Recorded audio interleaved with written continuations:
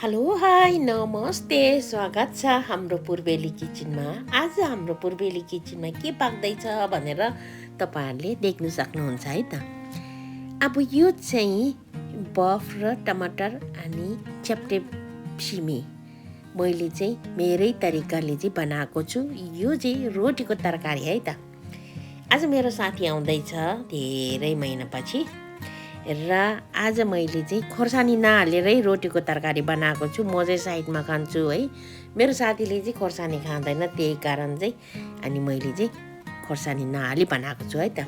रोटी चाहिँ मैले आँटाको रोटी पोलेको छु है, सुक्खा रोटी। अनि सुक्खा रोटी भन्दाखेरि फेरि कक्रक्कै परेको चाहिँ होइन है। अनि मैले अब फर्स्टमा त सिमीलाई धुइ गरेर चाहिँ मजाले कटिङ गर्दैछु है।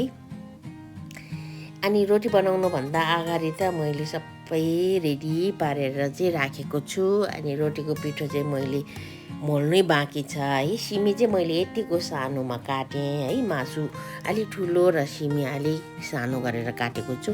मासु यतापट्टि बोइल हुँदैछ।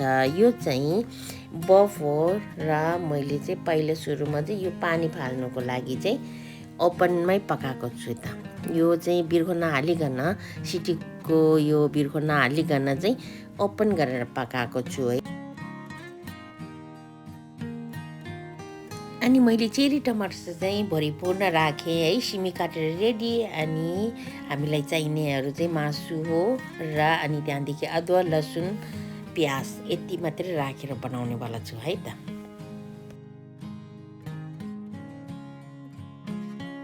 अनि मैले पिठो मोलेर पनि सबै मासु पाकिन्जेलमा रेडी गरेर डोलाई एकछिन रेस्ट गर्नु दिएँ। अनि मैले चाहिँ अब यो रोटी पोल्नु थालेको छु है।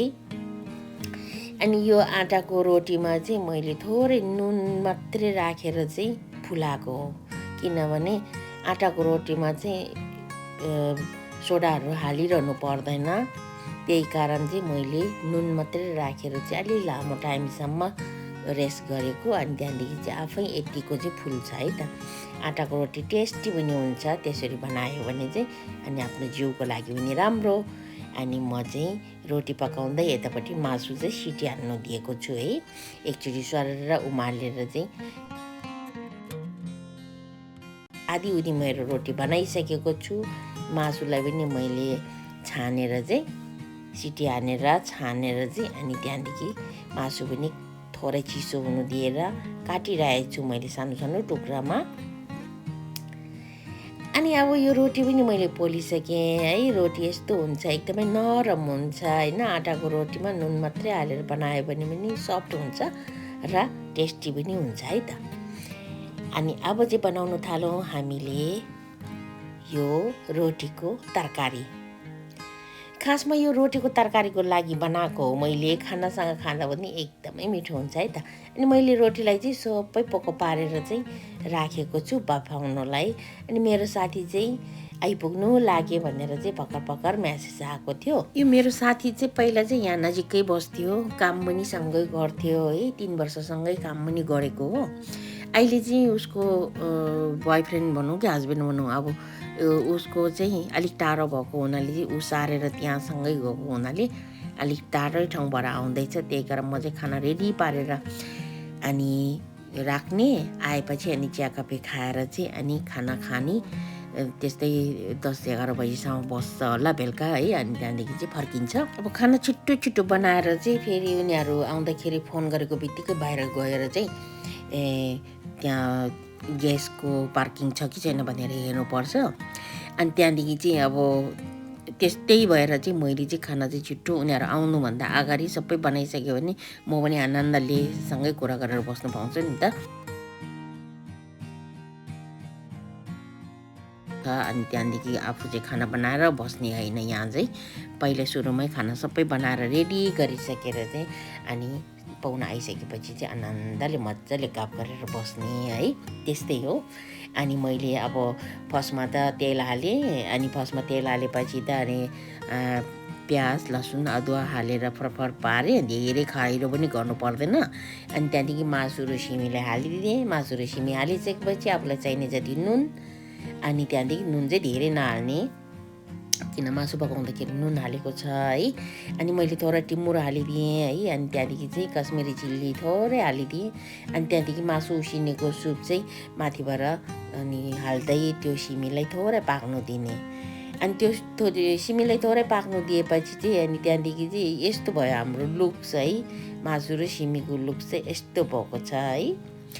अनि एकदमै मिठो पनि हुन्छ है त यसरी बनायो भने चाहिँ। बनाउनु पनि सजिलो है, खानुलाई पनि एकदम मिठो, यताउता लानुको लागि पनि एकदमै राम्रो हुन्छ यो चाहिँ, बिना मसलाको है, गन्दा सन्दा नहुने। अनि मैले थोरै सोया सस हालेँ अनि चलाइदिने मजाले। अनि चलाएपछि थोरै बेरसम्म छोपेर राख्ने है। अनि मैले अर्को तरकारी पनि 2-3 टाइपको अर्को पनि बनाएको छु। त्यो चाहिँ मैले रेडिमेड नै ग्रोसरीबाट ल्याएर चाहिँ जस्ट तताउनुको लागि मात्रै हो। त्यो चाहिँ जस्ट तताएर चाहिँ अनि खानुको एकदमै राम्रो हुन्छ। त्योहरू चाहिँ मैले तपाईँहरूको बिचमा ल्याइनँ, मैले आफैले बनाएको चाहिँ मात्रै यहाँ तपाईँहरूको माझमा ल्याएको छु। अनि टमाटर हालेको चाहिँ भिडियो स्किप भएछ, म हतारले गरेर मेसेज आइसक्यो है, त्यही कारण अनि 5 मिनटतिर आइपुग्छु भनेको छ। अनि त्यहाँदेखि मैले टमाटर हालेको भिडियो चाहिँ स्किप भएछ, सरी। त्यो तरकारी पनि पाकिसकेको छ है, उसको मेसेज पनि आइसकेको छ, पुग्नु लाग्यो भन्दैछ। अनि त्यहाँदेखि अब कफी चिया जे खाने भयो भने त्यो रेडी गरेर दिनु मात्रै हो। बसेपछि एकछिन बसेपछि हात साथ धोएर त्यही हो। अनि तरकारी हेर्नुहोस् त, हेर्दै खाउँ लाग्दो भएको छ है। अब रोटी त मैले पोलिसकेको छु, यो तरकारी भइसक्यो।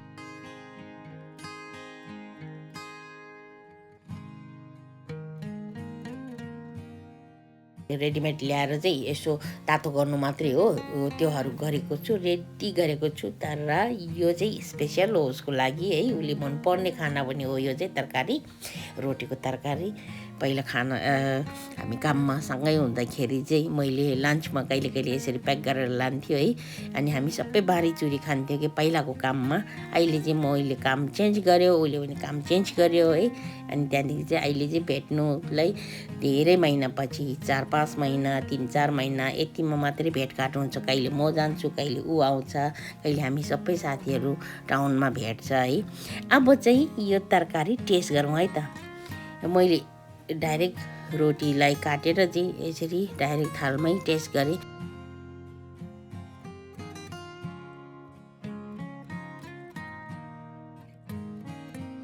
अनि मैले तर जुठो पनि हालेको छुइनँ है, रोटी काटेर चट्ट टेस्ट मात्रै गरेँ, नुन कस्तो भयो भनेर। अब खोर्सानी त थोरै मैले के भन्छ त्यो कश्मिरी चिल्ली, थोरै रेड चिल्ली हालेको थिएँ, त्यो कलरको लागि र थोरै टेस्ट आओस् भनेर। जुन चाहिँ मैले यो तरकारी खाएर चाहिँ मिठो छ भनेर भनेको छ नि, तर त्योभन्दा पनि धेरै मिठो छ, एकदमै मिठो भएछ, एकदमै मिठो पनि हुन्छ। तपाईँहरूले पनि बनाएर टेस्ट गर्नु होला है त। अनि अर्को हप्ता फेरि भेट्ने नै छौँ। बाई।